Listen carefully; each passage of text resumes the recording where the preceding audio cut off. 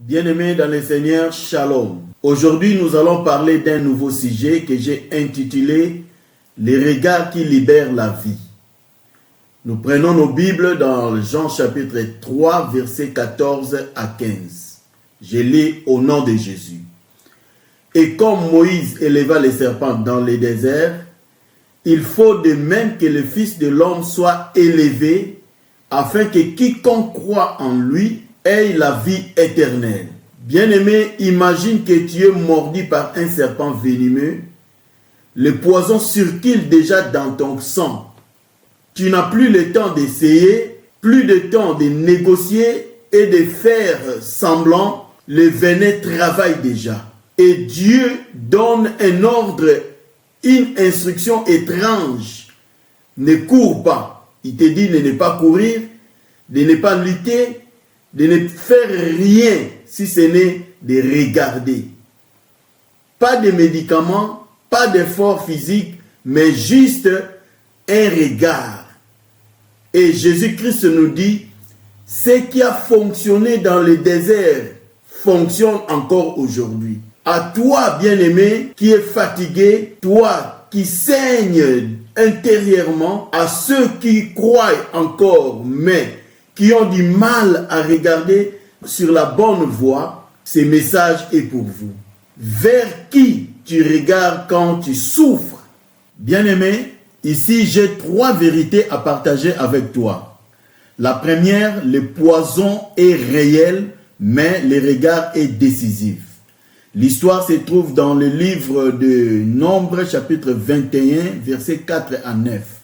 Là, nous avons l'histoire d'Israël qui est sorti de la servitude par des grands miracles que le Seigneur a opérés en Égypte et dans les déserts.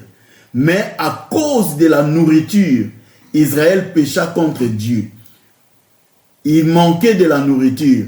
Ils avaient une nourriture qu'ils mangeaient plusieurs fois. Ils étaient vraiment agacés de continuer à prendre cette nourriture. Ils ont parlé contre Dieu et contre Moïse. Alors Dieu se met en colère. Il envoya des serpents qui causèrent la mort de beaucoup de personnes dans les déserts. Israël, voyant cela, supplia maintenant Moïse pour qu'il puisse prier pour eux afin que le poison puisse s'arrêter. Et Dieu écouta la voix de Moïse. Il ordonne la fabrication d'un serpent d'airain qu'ils posèrent sur le poteau. Et Dieu dit, celui qui regardera les serpents aura la vie sauve. Dieu a dit, celui qui regardera les serpents. Donc fixez les regards vers les serpents pour avoir la vie. Dieu n'a pas dit d'enlever les serpents. Donc les serpents étaient toujours là. Ceci veut dire en d'autres termes que les problèmes seront toujours là. Les difficultés seront là. Le mal sera là. Se convertir au christianisme, accepter Jésus-Christ dans sa vie n'est pas la fin de tout mal. Ce n'est pas la fin de toute difficulté. Les difficultés seront là, mais Dieu a dit une chose que moi j'ai retenue dans ce sujet, dans cette histoire. Fixez vos regards sur les serpents d'airain. C'est ça le vrai problème de beaucoup de chrétiens. Lorsque nous fixons nos regards vers le Seigneur, nous verrons le miracle de Dieu se produire parce que sur la terre, il y avait des serpents. Dieu n'a pas dit à ces gens-là de prendre des pierres ou des bois et pour chasser les serpents, mais il a dit seulement, levez vos yeux. Donc, les serpents étaient par terre, ils continuaient à mordre les gens, mais tous ceux qui avaient les regards fixés sur ou vers les serpents d'airain avaient retrouvé la vie. Bien-aimé, la prière ne mettra pas fin au problème de ta vie, mais ça te donnera la victoire sur tout si tu as les regards fixés vers Jésus-Christ. C'est là notre salut, comme dans l'Ancien Testament, David nous dit, je lève mes yeux vers les montagnes, d'où me viendra le secours? Le secours me vient de l'Éternel. Il a les yeux levés vers la montagne. Mais ici, les yeux sont levés vers les serpents d'airain. Bien-aimé, le poison est déjà à l'intérieur. c'est le venin mortel. Ici, le venin représente le péché, la sorcellerie, la maladie, la mort spirituelle, le rejet, les blessures, les addictions, les culpabilités, la peur, ainsi de suite. Mais la Bible nous dit, toutes ces choses, la sorcellerie, ça continuera toujours. Les sorciers seront toujours là. L'ennemi, les adversaires, ils seront toujours là. Ceux qui causent du tort aux gens, ils seront toujours là. Mais nous, en tant qu'enfants de Dieu, nous devons fixer nos yeux vers Jésus. C'est là le plus important pour nous. Et Dieu ne nie pas la gravité du poison. Il propose un antidote surnaturel. Et cet antidote ça se trouve dans Nombre chapitre 21, verset 8. Le verset déclare, « Quiconque aura été mordu et regardera les serpents de bronze restera en vie. » Voilà ce que Dieu a donné comme condition. Fixer les regards, c'est ça l'antidote surnaturel que le Seigneur a prévu pour nous. Donc, la guérison ne dépendait que du regard. Ici, il est question de regarder, de se fixer quelque part pour trouver le salut, pour trouver la réponse à tes préoccupations. Souffrir n'est pas synonyme d'être loin de Dieu, mais regarder au mauvais endroit peut amener la mort spirituelle. Voilà, mes bien-aimés, nous sommes obligés de voir mieux, de savoir où nous fixons nos regards. C'est là où se trouvera le salut de nos vies ou la mort. La deuxième vérité, Jésus-Christ élevé de la honte à la victoire. Le Seigneur a dit, comme Moïse a élevé les serpents, il faut de même que le Fils de l'homme soit élevé. Bien-aimés, le serpent ici est le symbole de malédiction. Et Christ a pris cette place. Il a pris cette place parce qu'il savait que nous étions condamnés. Tous nous étions condamnés à la mort. Et lui, il a pris notre place. C'est pourquoi 2 Corinthiens chapitre 5 verset 21 nous dit, « Celui qui n'a point connu le péché, il l'a fait devenir péché pour nous, afin que nous devenions en lui justice de Dieu. » Donc, par la mort de Jésus sur la croix, parce que Christ a pris ma place, il a pris notre place. Nous devions mourir, nous étions condamnés à mourir. Mais Christ a pris notre place et il a fait de nous les justices de Dieu. Bien-aimés, à la croix de Jésus-Christ, la Bible nous dit, Jésus est élevé, il a été exposé, il a été humilié et rejeté. Le peuple israélite, les Juifs de l'époque, s'est moqué de lui. Et même le monde des ténèbres était en train de glorifier leur maître, disant que nous l'avons eu, c'est fini pour lui. Mais ce qui ressemblait à une défaite est devenu pour eux le point de bascule de l'humanité. La croix n'est pas un symbole de honte, c'est le trône de la victoire. La croix de Jésus-Christ est le symbole de la victoire, bien-aimés. Parce que c'est là où nous avons reçu la vie. Nous étions loin de Dieu, par la croix de Jésus, nous sommes devenus proches de Dieu. Le diable croyait qu'en menant Jésus sur la croix, le tuant, il va réussir, alors que c'était une bombe par retardement. Lorsque Christ est monté sur la croix, Christ a rendu l'âme, c'est là où le diable s'est réveillé, il a compris qu'il a commis une grosse erreur. Bien aimé, l'adresse précise pour ton salut, l'adresse précise pour ta situation se trouve seulement sur la croix de Jésus. Bien aimé, quand tu regardes la croix, la Bible nous montre que la condamnation perd son pouvoir, comme il est écrit dans Romains chapitre 8, verset 1er. Nous qui étions condamnés, le Seigneur nous dit, il n'y a donc point de condamnation pour ceux qui sont en Christ. Donc lorsque tu as accepté Jésus, il n'y a plus de condamnation. La mort perd son autorité et le péché perd sa force. Nous sommes libérés de la servitude parce que le Seigneur a manifesté sa main. La mort de Jésus-Christ a été marquée pour notre liberté, pour notre salut. Nous sommes devenus enfants de Dieu, nous qui étions loin de Dieu, nous étions des enfants du diable, nous étions dans l'esclavagisme. Le Seigneur nous a libérés, il a fait de nous des enfants de Dieu, il a versé son sang, le sang qui a justifié nos vies, a fait de nous des enfants bien-aimés de Dieu, des co-héritiers de Christ.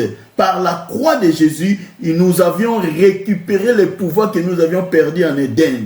Nous sommes devenus enfants de Dieu ayant doté. Il nous a dotés de son pouvoir, comme il est écrit, à ceux qui l'ont reçu, à ceux qui croient en son nom. Elle leur a donné le pouvoir de devenir enfants de Dieu, donc l'autorisation d'être appelés enfants de Dieu. Nous avons retrouvé ce pouvoir, cette force que nous avions perdue avant. C'est sur la croix. Ayant fixé nos regards sur la croix, ceci veut dire en d'autres termes, comme Christ a dépouillé le diable, il l'a dépouillé sur la croix, il a dépouillé son autorité, son pouvoir, il a détruit toute sa force. Oui, il nous a donné le pouvoir de marcher sur toutes les forces des ténèbres, de marcher sur toutes les forces des ténèbres et puissances maléfiques. La croix de Jésus, c'est l'adresse précise. Bien aimé, il ne faut pas avoir honte de cette croix. Il ne faut pas avoir honte de la mort de Jésus parce que c'est là le chemin qui conduit vers la vie éternelle. C'est le chemin qui conduit vers les résultats positifs de tout ce dont nous avons besoin dans nos vies et sur cette terre.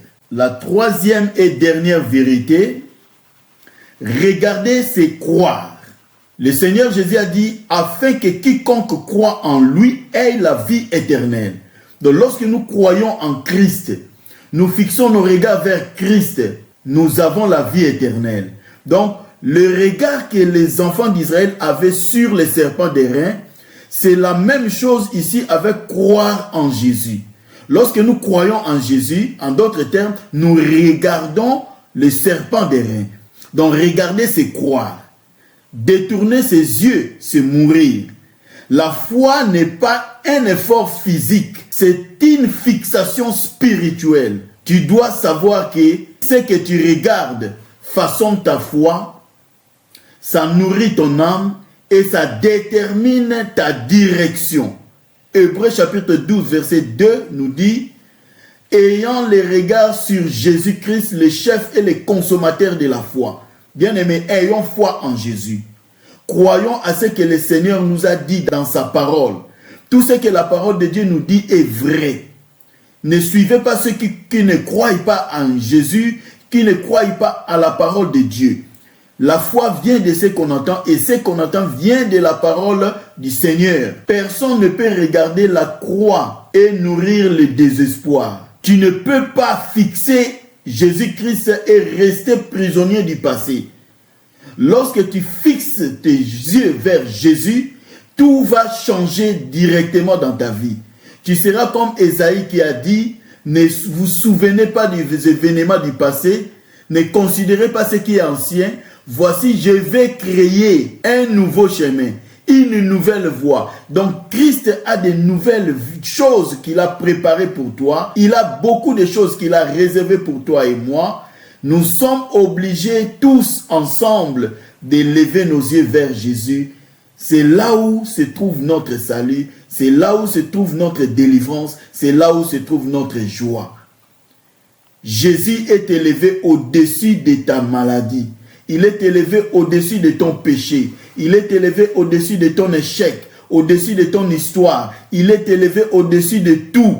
Il est capable de donner la solution à tout problème, à toute situation que tu as. Il est là pour t'aider. Il est là pour répondre à tes situations.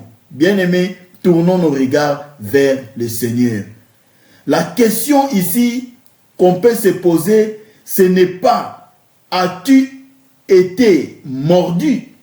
Mais la question c'est « où poses-tu ton regard ?» Ce n'est pas le problème d'être mordu par un serpent, mais c'est le problème de où tu fixes tes regards. Bien-aimé, un seul regard de foi peut arrêter un poison qui agit depuis des années. Qu'est-ce que tu regardais ces derniers temps qui t'empêche de vivre? Regarde à Jésus. Je regarde à la croix et j'ai choisi la vie. Que Dieu vous bénisse abondamment. Nous allons fermer nos yeux pour la prière. Père Céleste, nous te disons merci, nous t'élevons, nous t'exaltons Seigneur Dieu pour ta grâce. Merci pour ce message que tu nous as donné.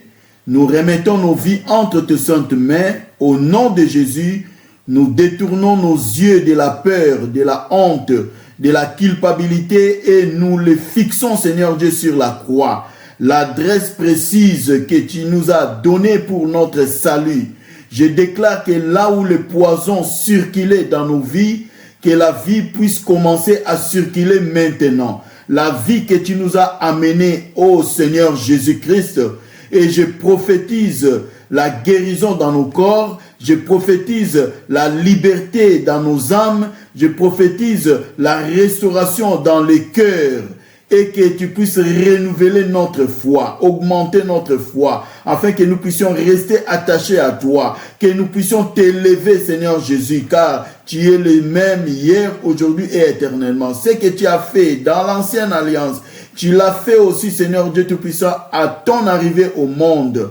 Tu le fais maintenant, Seigneur Dieu. Nous te demandons de pouvoir te manifester puissamment. Que les œuvres de la croix soient manifestes, Seigneur Dieu, dans nos vies, afin que le salut, la délivrance, ô Père éternel, la vie éternelle nous soit communiquée, Seigneur Dieu, au nom puissant de Jésus-Christ. Je t'élève aujourd'hui, Seigneur Jésus, et je te demande, Seigneur mon roi, de manifester ta main et ton amour dans la vie de chacun de tous ceux qui ont suivi ces messages, qui suivront encore davantage ce message au nom puissant de Jésus. Merci Seigneur Jésus-Christ. Que Dieu vous bénisse.